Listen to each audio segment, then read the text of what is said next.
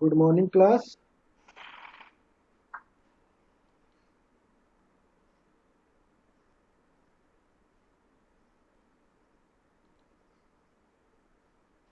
Good morning class. Good morning all of you. आप सभी को सुप्रभात। जय हिंद। प्रणाम गुरुदेव। प्रणाम प्रणाम। तो आज हम लोग बात करेंगे दिल्ली सल्तनत के एक समकालीन इतिहासकार हैं याहिया बिन अहमद याहिया बिन अहमद अब्दुल्ला सरहिंदी। ठीक है। तो इनका क्या योगदान है इतिहास में। ठीक है, खास करके दिल्ली सल्तनत के इतिहास को समझने के लिए इनकी क्या भूमिका हो सकती है, उसी बात की चर्चा आज की क्लास में हम करेंगे। ठीक है। इसको आप ऐसे भी कह सकते हैं कि मध्यकालीन इतिहास लेखन में मध्यकालीन इतिहास लेखन में याहिया मध्यकालीन इतिहास लेखन में यहिया बिन अहमद अब्दुल्ला सरहिंदी सरहिंदी का मध्यकालीन इतिहास लेखन में योगदान। ठीक है। अर्थात याहिया बिन अहमद सरहिंदी का मध्यकालीन इतिहास लेखन में क्या योगदान है, क्या उनकी भूमिका है, उनकी कृति की क्या भूमिका है, उनका क्या रोल है, क्या उनका महत्व है, इसी बात को हम यहाँ पर समझेंगे। ठीक है। यहाँ पर इसी विषय पर खास करके आज बात की जाएगी। ठीक है। जल्दी से आप सभी लोग जुड़ जाइए। ठीक है। फिर मैं जो प्रश्न है, प्रश्न पूछने की आजादी सबको है। ठीक है। अंतिम समय में हम आप सभी को समय देंगे, इसलिए बीच क्लास में कोई भी प्रश्न नहीं पूछेगा। अंतिम 10 मिनट आपको दिया जाएगा, उसमें आप अपनी प्रश्नों को पूछ सकते हैं। ठीक है। तो आज हम लोग बात करेंगे कि जो याहिया बिन अहमद अब्दुल्ला सरहिंदी हैं और उनकी जो कृति है तारीख मुबारक शाही, उसका इतिहास लेखन में क्या योगदान है, उसी बात को आज हम जानेंगे। ठीक है। तो जो याहिया बिन अहमद अब्दुल्ला सरहिंदी है, इनका जो पूरा नाम है यहिया बिन अहमद अब्दुल्ला सरहिंदी। यहिया बिन अहमद अब्दुल्ला सरहिंदी। ठीक। तो इनकी जो किताब है वह है तारीख मुबारक शाही। तारीख मुबारक शाही। तारीख मुबारक शाही ये मुख्य रूप से जो सैयद वंश के शासक हैं मुबारक शाह, जो सैयद वंश के शासक हैं मुबारक शाह, उन्हीं के समय में इन्होंने अपनी कृति तारीख मुबारक शाही को लिखा। सैयद वंश का जो संस्थापक है वो खिजर खां है। उसी के बाद जो गद्दी पे बैठते हैं मुबारक शाह। तो उन्हीं मुबारक शाह के समय में इन्होंने अपनी कृति तारीख मुबारक शाही को लिखा, याहिया बिन सरहिंदी। ठीक है। ये जो यहिया बिन सरहिंदी है, इनके विषय में इतिहासकार खास करके हरशंकर श्रीवास्तव कहते हैं कि इन्होंने अपनी रचना तारीख मुबारक शाही में अपने विषय में कुछ भी नहीं लिखा है। और एक प्रकार से कहते हैं कि बहुत अधिक जानकारी नहीं दी है, मतलब ना के बराबर जानकारी दिया है। तो उस कारण से जो यहिया बिन सरहिंदी हैं, उनके जो जीवन परिचय है उसके विषय में हमको जानकारी नहीं मिलती, क्योंकि जो यहिया बिन सरहिंदी हैं, जब उन्होंने अपने विषय में अपनी कृति में अधिक नहीं लिखा, तो और उस समय भी कोई ग्रंथ नहीं लिखा जा रहा है। तो इस कारण से उनके जीवन परिचय के विषय में हमें जानकारी नहीं मिलती, अधिक जानकारी नहीं मिलती। इनके पिता का नाम अहमद मिलता है। इनके जो पिता का नाम है उसका एक जगह पे चर्चा है, जो शेफाली बनर्जी की किताब है मध्यकालीन इतिहास लेखक, उसमें चर्चा है कि इनके पिता का नाम अहमद है और अहमद के पिता का नाम अब्दुल्ला सरहिंदी है। अब्दुल्ला सरहिंदी है, अर्थात इनके दादा जो अब्दुल्ला सरहिंदी भी दादा।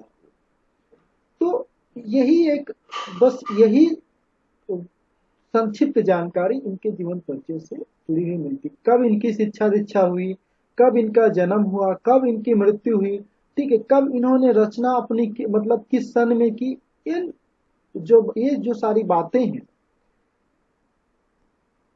इनके विषय में जानकारी इनकी रचना से नहीं मिलती। अर्थात जो सरहिंदी है इन्होंने शिक्षा के बारे में, अपने जन्म के बारे में इत्यादि के बारे में इन्होंने वर्णन सरहिंदी ने नहीं किया है। मेरी आवाज आ रही है सभी तक? Yes sir. Yes sir. Okay. तो अब आता है कि इनकी जो रचना है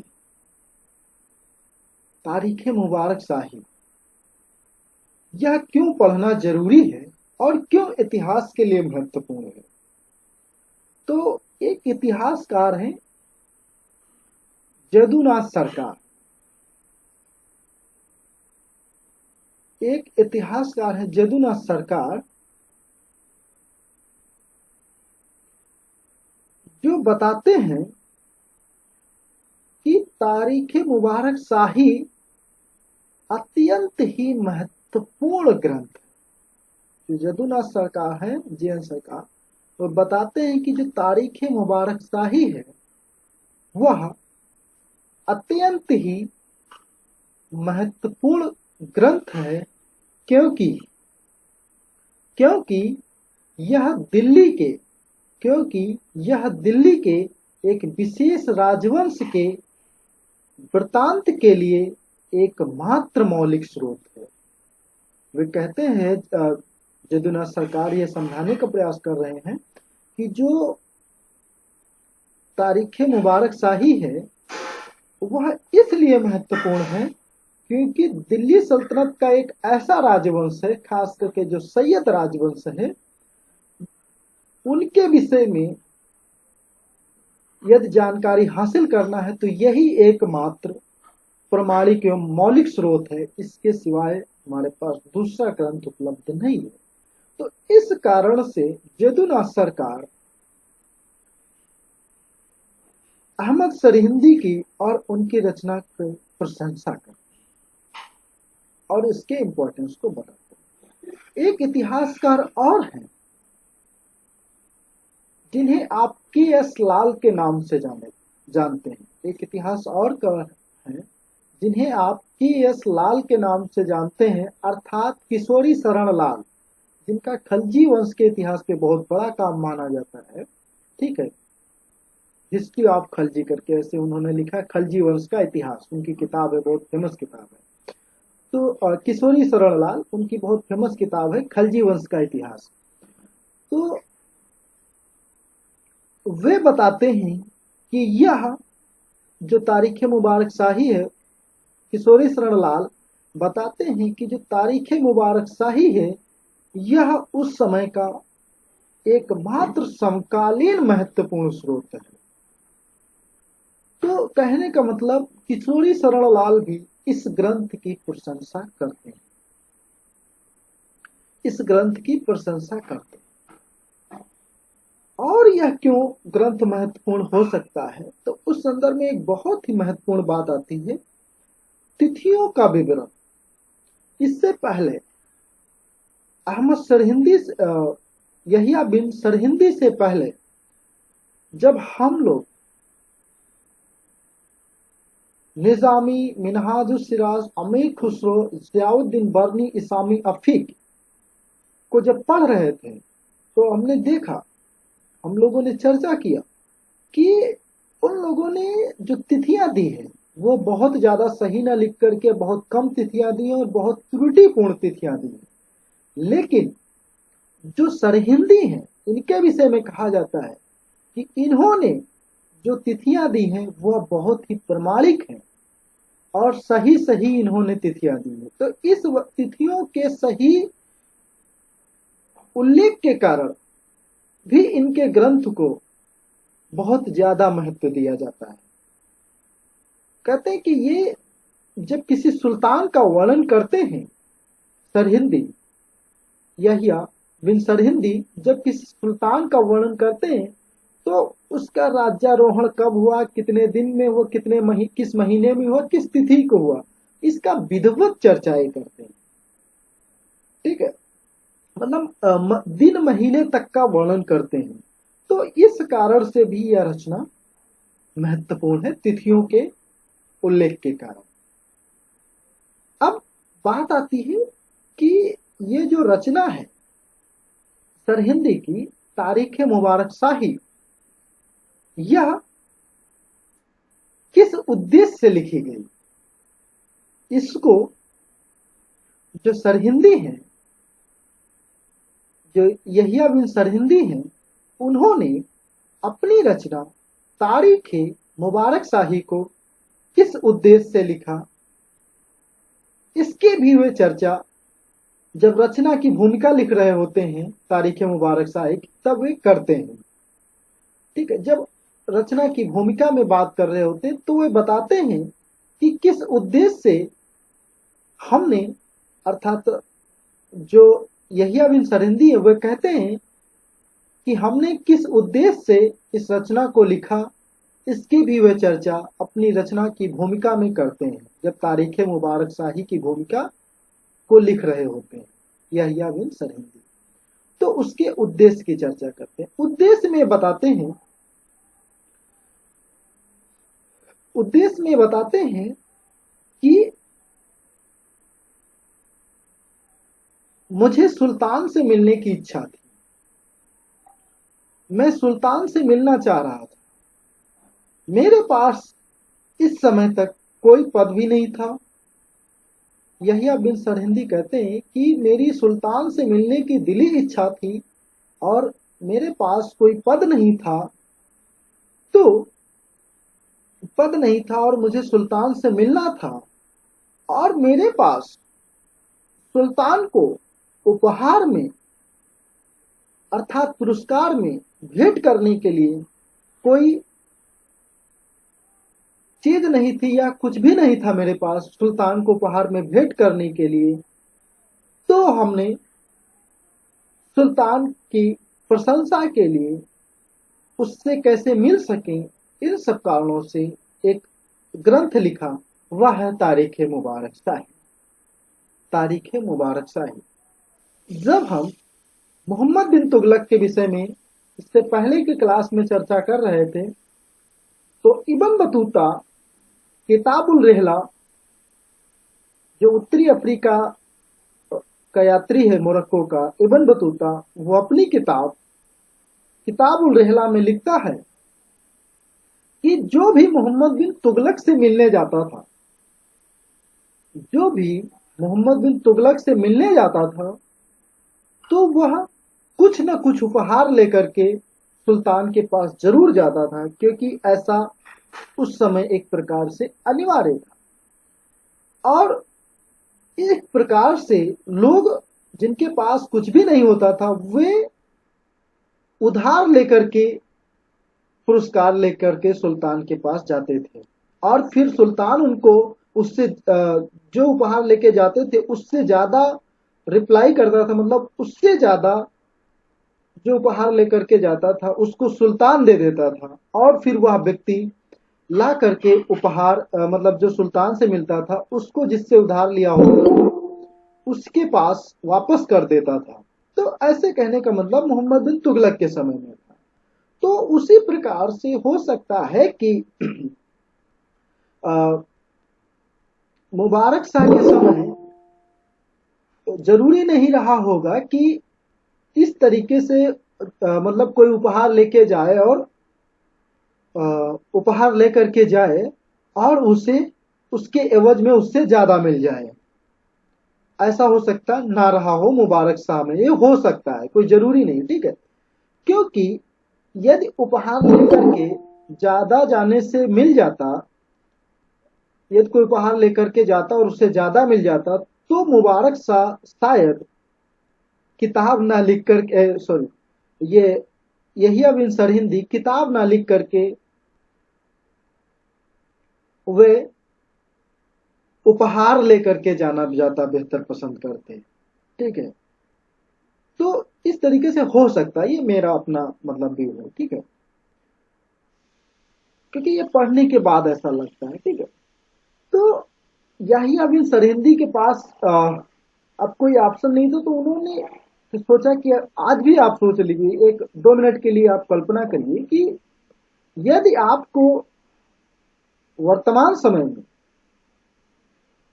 किसी राज्यपाल से मिलना हो, ठीक है, मुख्यमंत्री से मिलना हो, प्रधानमंत्री से मिलना हो, या राष्ट्रपति से मिलना हो, किसी मतलब बड़े आदमी से मिलना हो, ठीक है, तो अब आप हैं एकदम साधारण आदमी, आपके पास कोई नौकरी नहीं, आप कोई बहुत बड़े लेखक कवि नहीं है इस तरीके से, मतलब बहुत बड़े विद्वान भी नहीं है, आपको कोई नहीं जानता है, और आप मिलना चाह रहे हैं वर्तमान समय में किसी मुख्यमंत्री या प्रधानमंत्री राष्ट्रपति से। तो आपको यदि परमिशन लेने के लिए भी जाओगे किसी मिलने के लिए तो वो भी हो सकता है ना मिले आपको जल्दी, और मिलने के क्योंकि भाई आपको कौन मिलने देगा, क्यों मिलना चाहते हैं, अनुमति नहीं मिलेगी, संभव साधारणतया बहुत कम मिलता है, ठीक है। लेकिन यदि आप देखिए आज के समय में भी यदि आप प्रधानमंत्री पर कोई किताब लिख दीजिए या राष्ट्रपति पर कोई किताब लिख दीजिए या मुख्यमंत्री राज्यपाल पे, तो उस पे वो लोग साइन भी करते हैं, जिसके ऊपर किताब आप लिखते हैं उनको समर्पित करते हैं। तो हो सकता है एक मौका मिल जाए आपको उस व्यक्ति से मिलने का, ठीक है।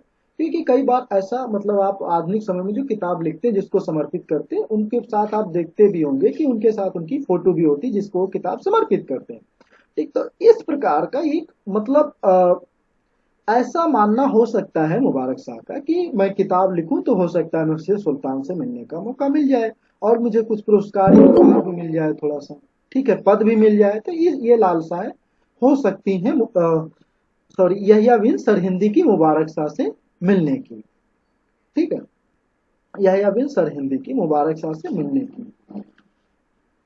अब बात आती है कि इसके बाद जो ये ग्रंथ लिखे हैं सरहिंदी, इसको किन स्रोतों के माध्यम से लिखे हैं, किन साक्ष्यों के माध्यम से लिखे हैं, आखिर किस चीज को इन्होंने आधार बनाया, कहां से इनको स्रोत प्राप्त हुए, तब जाकर के इन्होंने इतिहास को लिखा मुबारक शाह के समय, उससे पहले से लेकर मुबारक शाह के समय तक। विषय वस्तु की चर्चा हम आगे करेंगे। तो ये कहते हैं यहिया बिन सरहिंदी कहते हैं कि यह जो ग्रंथ है, यह जो रचना है तारीख मुबारक शाही, इसको मैंने फिरोज शाह तुगलक तक के शासनकाल तक का वर्णन विभिन्न ग्रंथों को पढ़ करके लिखा है। विभिन्न ग्रंथ मतलब मोहम्मद गौरी से लेकर के फिरोज शाह तुगलक तक के शासनकाल का वर्णन ये बताते हैं यहिया बिन सरहिंदी कि हमने विभिन्न ग्रंथों को पढ़ करके लिखा है। लेकिन यहाँ विभिन्न ग्रंथों का मतलब ये हुआ कि इन्होंने निजामी की किताब को पढ़ा होगा, मिनहाज सिराज की किताब को पढ़ा होगा, अमीर खुसरो बर्नी को भी पढ़ा होगा, लेकिन ये बात तो उल्लेख करते हैं कि सरहिंदी ये बात तो उल्लेख करते हैं कि विभिन्न ग्रंथों को पढ़ करके हमने लिखा, लेकिन ये ग्रंथों का नाम नहीं बताते हैं। जो मिनहाज सिराज की तबकात नासिरी है या हसन निजामी की ताजुल मासिर है, तो उन ग्रंथों के नाम नहीं बताते हैं कि इन ग्रंथों को मैंने पढ़ा। ये केवल यही कहते हैं कि विभिन्न ग्रंथों को पढ़ा, मतलब हवा हवाई एक प्रकार से, ठीक है, हो सकता पढ़े भी हो। तो हरशंकर श्रीवास्तव यही कहते हैं कि इन्होंने ग्रंथों का नाम नहीं बताया कि कौन कौन से ग्रंथों को इन्होंने पढ़ करके इतिहास को लिखा, ठीक, उसकी चर्चा इन्होंने नहीं किया। ये बात कही है कि विभिन्न ग्रंथों को पढ़ करके इतिहास को लिखा। अब ये बात बताते हैं कि फिरोज शाह तुगलक के बाद का जो इतिहास है और मुबारक शाह तक का, उसको बताते हैं कि मतलब फिरोज शाह तुगलक के आगे के इतिहास के विषय में यहिया बिन सरहिंदी कहते हैं कि आगे का इतिहास हमने अपने व्यक्तिगत जानकारी के आधार पर लिखा, व्यक्तिगत अनुभव के आधार पर लिखा, ठीक। कहने का मतलब, क्योंकि ये अब इससे ये जाहिर होता है, इसने अपने जन्म के विषय में नहीं लिखा है कि कब पैदा हुआ, लेकिन यह निश्चित होता है इसी वाक्य से कि यह कहीं ना कहीं फिरोज शाह तुगलक के काल में इसका जन्म हुआ होगा। तभी उससे पहले के लिए ये दूसरे ग्रंथों को बताता है कि विभिन्न ग्रंथों को पढ़ करके लिखा, और यहाँ उसके बाद का बताता है कि अपने ज्ञान के आधार पर लिखा, अपने जीवन के आधार पर लिखा, ठीक है।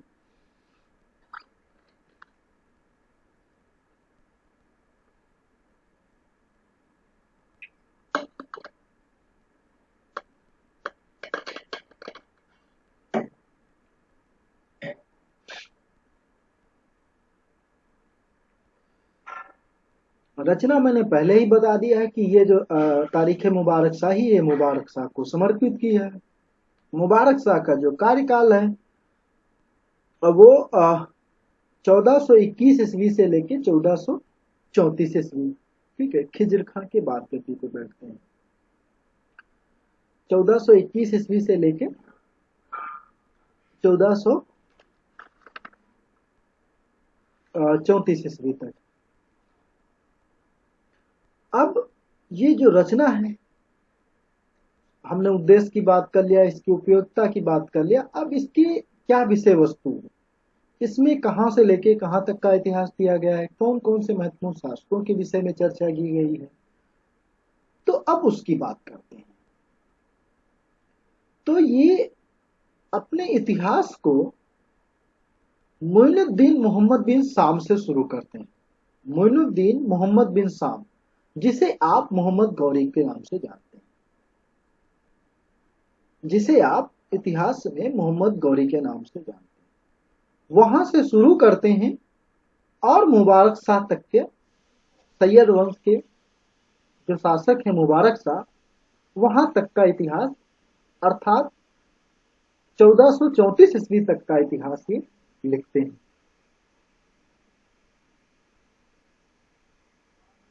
इसमें जो पहली अब जरूरी बात आती है वो कुतुबुद्दीन ऐबक से आती है। कुतुबुद्दीन ऐबक के विषय में जब ये वर्णन करते हैं तो बताते हैं कि कुतुबुद्दीन ऐबक की जब लाहौर में घोड़े से गिरकर मृत्यु हुई तो वह ईश्वरीय इच्छा थी। कहने का मतलब ये है कि ये जो कुतुबुद्दीन ऐबक घोड़े से गिर करके जब मृत्यु होती है उसकी, तो उस घटना को ये ईश्वर से जोड़ते हैं, मतलब दैवीय शक्ति से जोड़ते हैं कि ऐसा ईश्वर की इच्छा थी इसलिए ऐसा हुआ। इसके बाद जो इल्तुतमिश है दिल्ली सल्तनत का शासक, उसके विषय में कहते हैं कि जब जो ताजुद्दीन एल्दौस पर इल्तुतमिश ने जब विजय किया, ताजुद्दीन एल्दौस पर जब इल्तुतमिश ने विजय किया, उसको पराजित किया ताजुद्दीन एल्दौस को, तो उसके पीछे ईश्वर का हाथ था, मतलब ईश्वर का आशीर्वाद प्राप्त था, इसलिए उन्होंने ऐसा कर पाए इल्तुतमिश।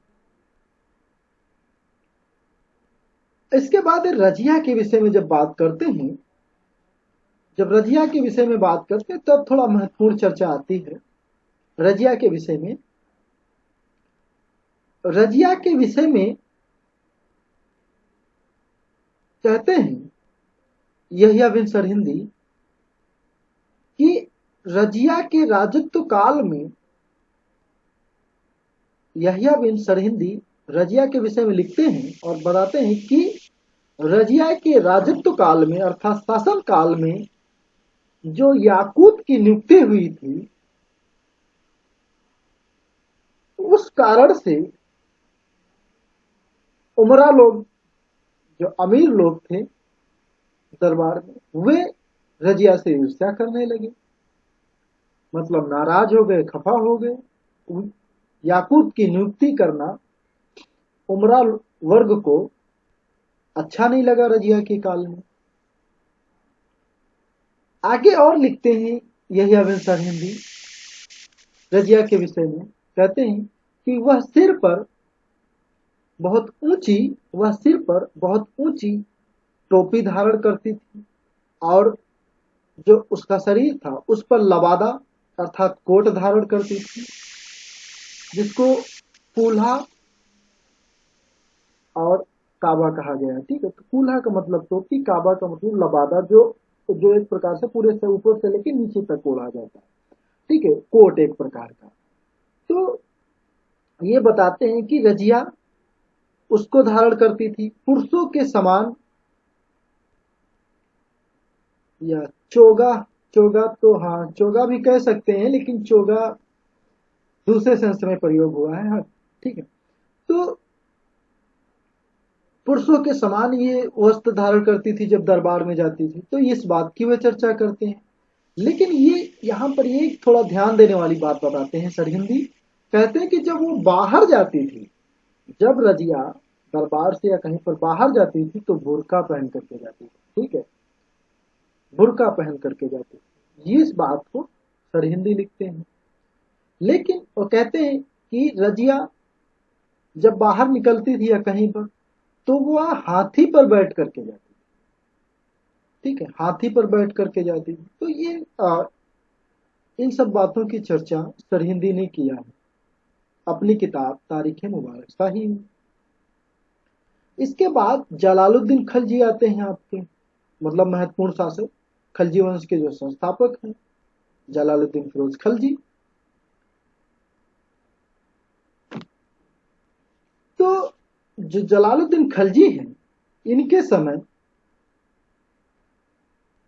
ये महत्वपूर्ण घटना की चर्चा करते हैं एक,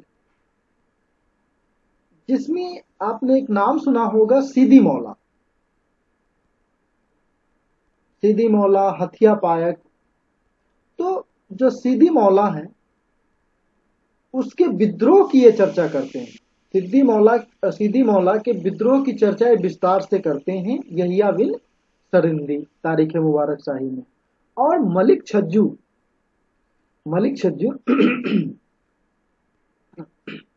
जो मलिक छज्जू है उसके आक्रमण की भी ये चर्चा करते हैं। क्योंकि जब जलालुद्दीन खलजी गद्दी पर बैठता है तो वो कहता है कि मुझे गद्दी नहीं चाहिए, मैं वास्तविक उत्तराधिकारी नहीं हूं।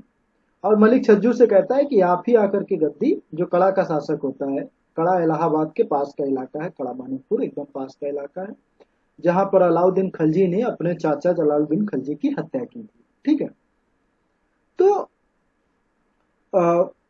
वो उन दोनों विद्रोह की चर्चा करते हैं। ये सीदी मौला की विद्रोह की चर्चा करते हैं और मलिक छज्जू की विद्रोह की चर्चा करते हैं यहिया बिन सरहिंदी अपनी किताब तारीख मुबारक शाही में। सीदी मौला के विषय में कहा जाता है कि जब इनकी हत्या करवाया था जलालुद्दीन खलजी ने, तो उस समय आंधी तूफान आ गया था, अंधकार छा गया था, प्रलय आ गया था, एक प्रकार से अकाल पड़ गया था। ठीक है, इससे पहले की क्लास में हमने चर्चा भी किया है इस संदर्भ में। तो अकाल पड़ गया था, फिर उस अकाल को खत्म करने के लिए, उससे निजात पाने के लिए उलेमाओं ने बहुत प्रार्थनाएं की, तब जाकर के उससे जलालुद्दीन खलजी को निजात मिला था। उसके शासनकाल में। ठीक है। तो इस बात की हालांकि इस घटना की चर्चा नहीं, सिद्दी मौला की विद्रोह की बात ये सरहिंदी करते हैं। ये और कुछ नाम बताते हैं कि सिद्दी मौला, सरहिंद, यहिया बिन सरहिंदी, कुछ और नाम बताते हैं इन्हीं के समय के, जलालुद्दीन खलजी के समय। सिद्दी मौला, काजी शेख जलालुद्दीन कसानी, काजी शेख जलालुद्दीन कसानी, सिद्दी मौला भी महत्वपूर्ण है और काजी शेख जलालुद्दीन कसानी भी महत्वपूर्ण है। उसका पुत्र मलिक तातार, मलिक लंगी, मलिक हिंदू, तरगी मलिक और हथिया पायक। तो इन नामों की वो चर्चा करते, कहते हैं कि इन सब को जलालुद्दीन खलजी ने पकड़वा करके बंद करवा दिया था, मतलब एक प्रकार से इनको कैद करवा लिया था इन लोगों को। तो इसकी चर्चा जो सिद्दी मौला विद्रोह है, इसकी विस्तार से चर्चा यही अभी सरहिंदी करते हैं। इसके बाद अलाउद्दीन खलजी आते हैं, आपके खलजी वंश के महत्वपूर्ण शासक। तो अलाउद्दीन खलजी के विषय में ये मंगोलों के आक्रमण के विषय में चर्चा करते हैं। अलाउद्दीन खलजी के समय जो 6-7 मंगोल आक्रमण हुए, तो मंगोल आक्रमणों के विषय में ये चर्चा करते हैं। ठीक है। जो मंगोलों में जिसको आप देखते हैं चंगेज खान महान शासक हुआ, ठीक है, जो इल्तुतमिश के समय आया था। फिर हलाकू वगैरह की जो आप पढ़ते हैं, हलाकू को भी पढ़ते हैं इसमें मंगोलों में, जिसने अंतिम खलीफा की हत्या कर दिया था हलाकू ने, अबू मुतसिब बिल्लाह की। तो ठीक, तो ये कहने का मतलब मंगोलों को मैं समझाना चाह रहा। तो ये मंगोलों के आक्रमण के विषय में चर्चा करते हैं जो अलाउद्दीन खलजी के समय हुए। और ये लिखते हैं अलाउद्दीन खलजी के विषय में, इस्लामी सेना को, ये लिखते हैं अलाउद्दीन खलजी के विषय में, इस्लामी सेना को सफलता प्राप्त हुई, इस्लामी सेना को सफलता प्राप्त हुई। इसके उपरांत मुगल सेना अर्थात मंगोल सेना हिंदुस्तान की सेना के भय से, मुगल सेना अर्थात मंगोल सेना हिंदुस्तान की सेना के भय से इस देश पर आक्रमण करने तथा इस ओर मुंह करने का दोबारा कभी साहस नहीं किया। ठीक, आप देखते भी हैं कि अलाउद्दीन खलजी के बाद आपको मंगोल आक्रमण जिस तरीके से अलाउद्दीन खिलजी के समय हुए, वे बाद में देखने को नहीं मिलते हैं। ठीक, तो क्योंकि अलाउद्दीन खलजी ने बाकायदा मंगोलों की सुरक्षा के लिए ही सीरी का किला बनवाया था दिल्ली के पास में, और वहां मंगोलों की सिर का जो है, सिरों को काट करके उस दीवार में चिनवाया था बाकायदा। ठीक है। तो उसकी चर्चा, मंगोल आक्रमणों की चर्चा इन्होंने किया है और बताया कि बाद में, इसके बाद मंगोलों ने साहस नहीं किया भारत पर आक्रमण करने का, अलाउद्दीन खिलजी के दबाने के बाद मंगोलों को। इसके बाद खुसरो खां आता है, जो हिंदू शासक है, कन्वर्टेड मुसलमान है, खुसरो खां। तो उसके विषय में कहते हैं कि इनके समय में हिंदू बहुत ज्यादा प्रभावशाली थे, लेकिन जैसे कि बर्नी वगैरह आलोचना करता है खुसरो खां की, मतलब एक प्रकार से बहुत ज्यादा आलोचना करता, उस प्रकार से जो यहिया बिन सरहिंदी हैं, ये खुसरो खां की आलोचना नहीं करते, मतलब आप शब्दों का इस्तेमाल नहीं करते, बहुत ही उनके साथ सहज तरीके से वर्णन करते हैं। ये जो लिखते भी हैं सरहिंदी, ये बहुत संयमित होकर के लिखते हैं, बहुत मतलब भटक के नहीं लिखते हैं कि भावनात्मक में किसी को कुछ भी लिख देना, ऐसा इनके साथ नहीं है सरहिंदी के साथ। गयासुद्दीन तुगलक के विषय में ये चर्चा करते हैं। तो गयासुद्दीन तुगलक के विषय में बताते हैं कि इसको खुसरो खां को पराजित किया, तो उसके बाद ही ये शासक बना। लेकिन यहाँ पर एक महत्वपूर्ण बात है, बताते हैं गयासुद्दीन तुगलक को के विषय महत्वपूर्ण बात बताते हैं जो निजामुद्दीन वाले, ठीक, और बताते हैं कि यह बहुत उदार एवं न्यायप्रिय सुल्तान है, यह बहुत न्यायप्रिय उदार एवं सुल्तान है। इसकी बुद्धिमत्ता और राजकीय व्यवस्था, सुव्यवस्था बहुत ही प्रशंसनीय है। ठीक है, तो उसकी प्रशंसा की विषय में बात करते हैं गयासुद्दीन तुगलक। जो महत्वपूर्ण बात बताते हैं वो है ये कहते हैं कि जब अ, अफगान विजय से वो लौट रहा था गयासुद्दीन तुगलक, तो निजामुद्दीन औलिया को कहा था कि आप दिल्ली खाली करिए। ठीक है, और जो धन वगैरह था उसको वापस कर दीजिए जो खुसरो खां से मिला था। तो निजामुद्दीन औलिया ने कहा था कि हुनूस दिल्ली दुरस्त। तो दिल्ली दूर होने की बात की चर्चा ये भी करते हैं यही बिन सरहिंदी।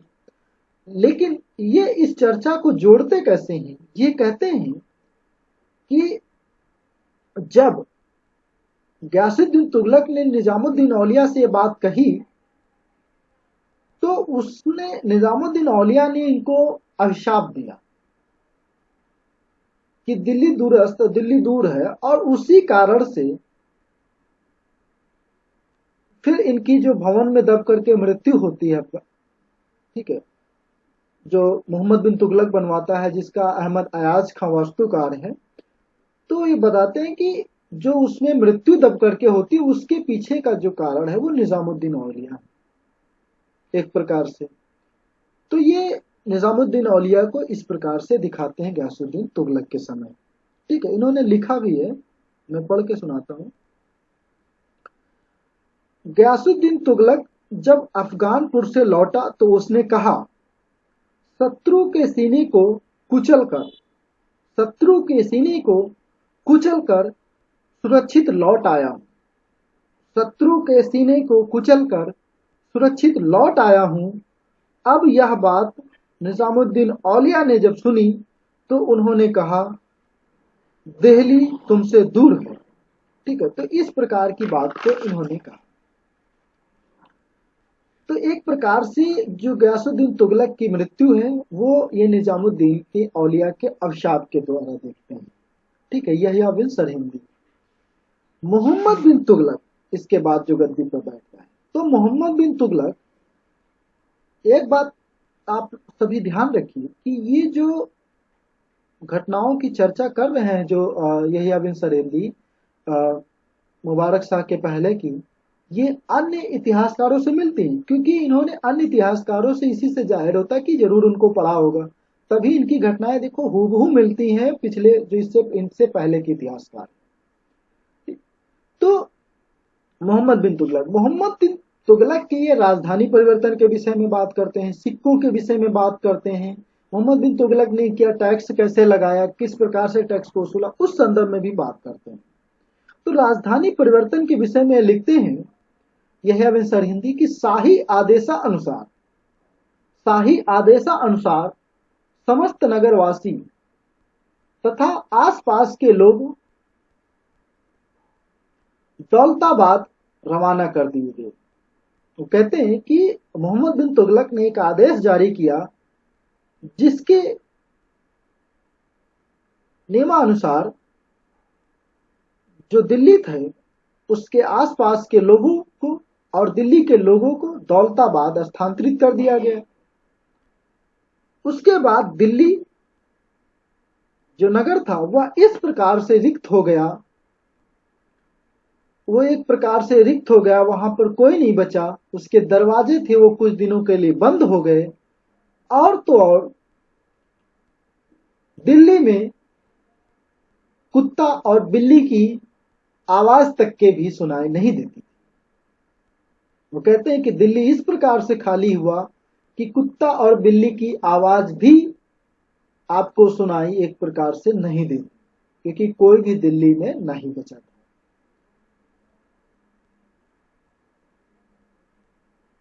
इसी तरीके की चर्चाएं इससे पहले के इतिहासकारों ने किया भी है राजधानी परिवर्तन के संदर्भ में। इब्न बतूता ने किया, बर्नी ने किया, सभी ने किया। सिक्का चलाने की बात, ये कहते हैं कि जो चांदी का सिक्का था उसी के बराबर महत्व का इन्होंने तांबे के सिक्के चालू कर दिए। और फिर उन तांबे के सिक्के इतना ज्यादा, जैसे बर्नी कहता है कि टकसाल का ढेर लग गया था। उसी प्रकार से ये भी कहते हैं कि बहुत सारा सिक्के इकट्ठा हो गए थे दिल्ली के बाहर, जब उनको मतलब तांबे के सिक्के, और फिर सुल्तान ने बदल के सबको चांदी के सिक्के प्रदान किया था। तो ये भी सिक्का चलाने की बात करते हैं, सिक्का सुधार की बात करते हैं, यही अब इंसर हिंदी। कर टैक्स के बारे में बात करते हैं, टैक्स के बारे में बात करते हैं। तो बर्नी की इसीलिए आलोचना की जाती है मोहम्मद बिन तुगलक के संदर्भ में। बर्नी कहता है कि जो मोहम्मद बिन तुगलक था उसने करों में 10-20 गुना वृद्धि कर दी। अब 10-20 गुना का मतलब इतिहासकार अंदाजा ही नहीं लगा पा रहे आखिर एग्जैक्ट कितना है, वास्तव में कितना था। ठीक उसी प्रकार से जो यहिया बिन सरिंदी हैं, यह भी कहते हैं कि मोहम्मद बिन तुगलक ने 10 से 20 गुना कर लगा दिया था। तो इस प्रकार की चर्चाएं मोहम्मद बिन तुगलक के विषय में करते हैं यहिया बिन सरहिंदी। फिरोज शाह तुगलक, फिरोज शाह तुगलक की ये बहुत प्रशंसा करते हैं। आपने देखा बर्नी ने भी बहुत प्रशंसा किया था। तो ये फिरोज शाह तुगलक की बहुत ज्यादा प्रशंसा करते हैं।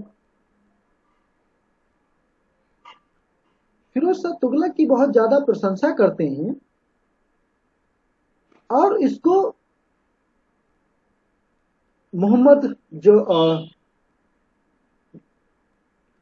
ठीक है, इसको भी ये क्या कह सकते हैं, इससे पहले जैसे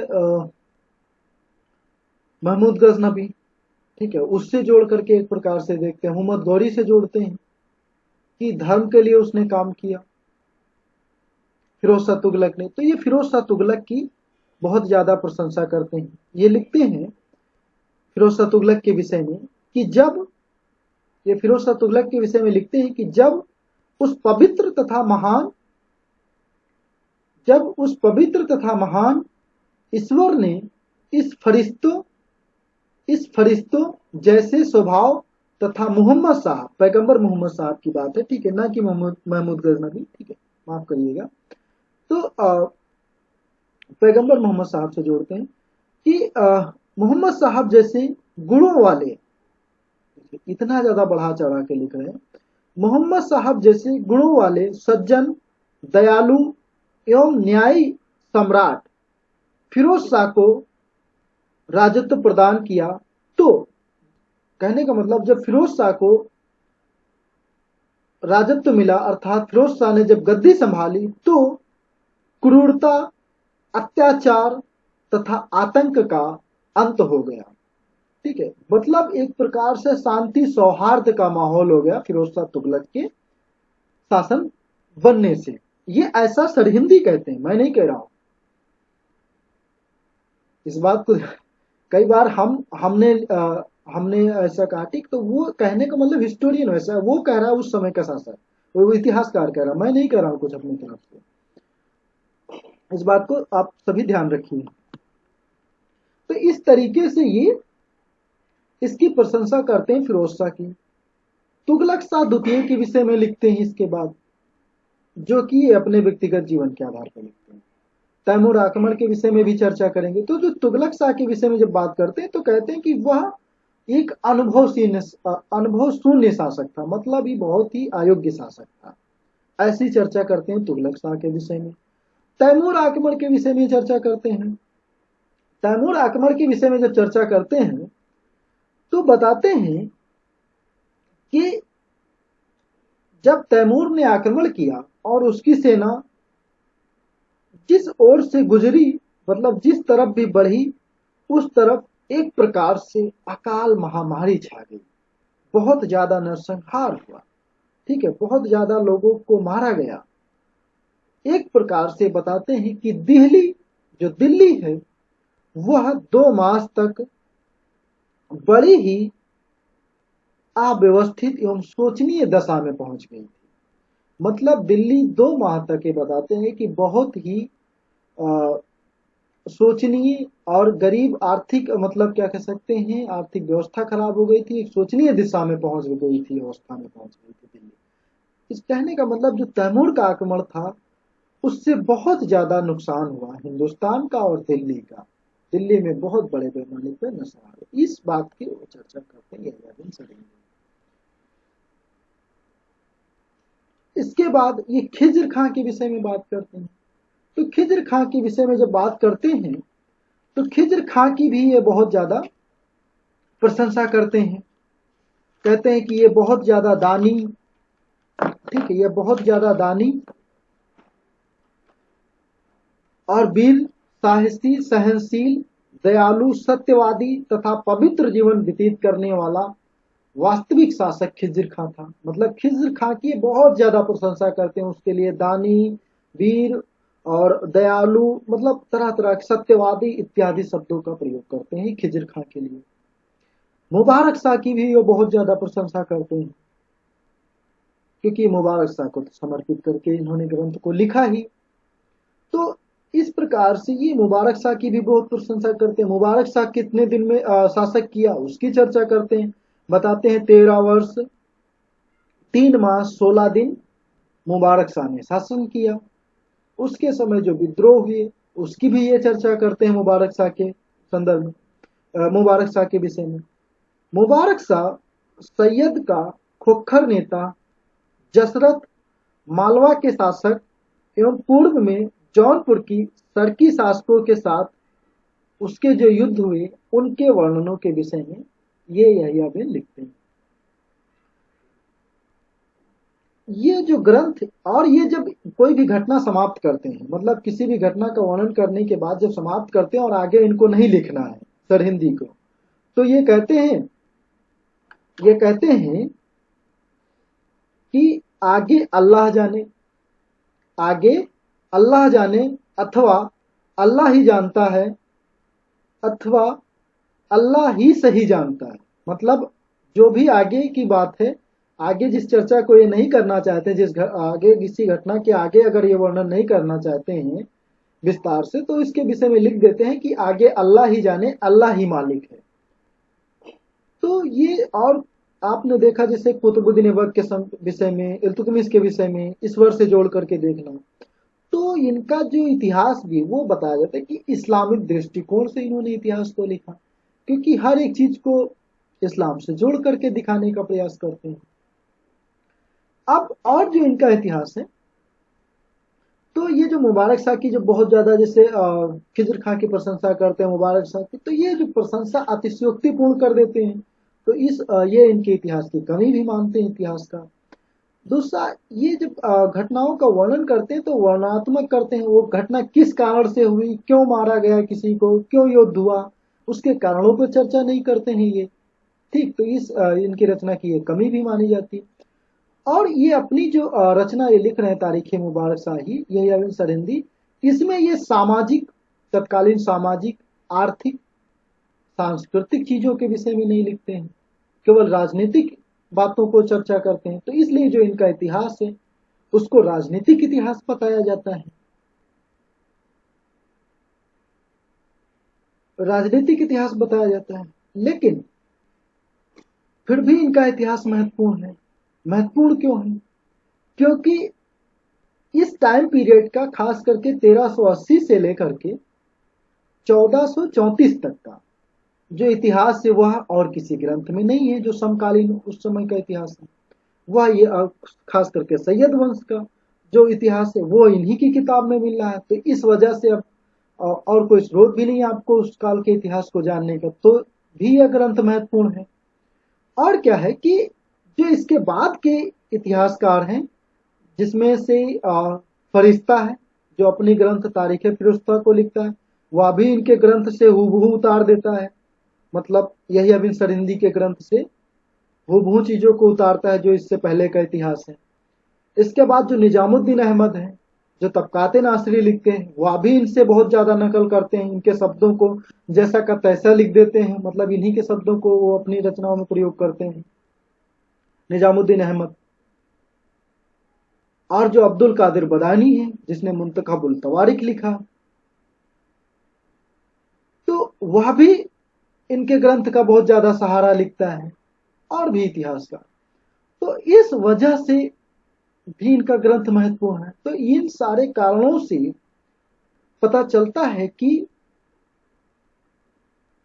जो यहिया बिन अहमद अब्दुल्ला सरहिंदी हैं और उनकी जो कृति है तारीख मुबारक शाही, वह इतिहास की दृष्टि से, इतिहास लेखन की दृष्टि से, सैयद वंश के इतिहास की दृष्टि से कितनी ज्यादा महत्वपूर्ण है। उसके बिना एक प्रकार से सैयद वंश का जो प्रारंभिक इतिहास है उसकी आप चर्चा ही नहीं कर सकते। तो इस वजह से भी यह ग्रंथ महत्वपूर्ण है। जदुनाथ सरकार ने इसकी प्रशंसा की, के.एस. लाल ने प्रशंसा की, जिसकी हम चर्चा पहले ही कर चुके हैं। तो ये क्लास यहीं पर अब आपकी पूरी होती है। इसके बाद यदि अब आपके कोई भी प्रश्न है, कुछ भी प्रश्न है इस क्लास से जुड़ा हुआ, तो उसको आप निसंकोच, बेझिझक, बिना किसी हेजिटेशन के आप उसको पूछ सकते हैं। आपके प्रश्न सादर आमंत्रित हैं। आपके प्रश्नों का यहाँ पे स्वागत है।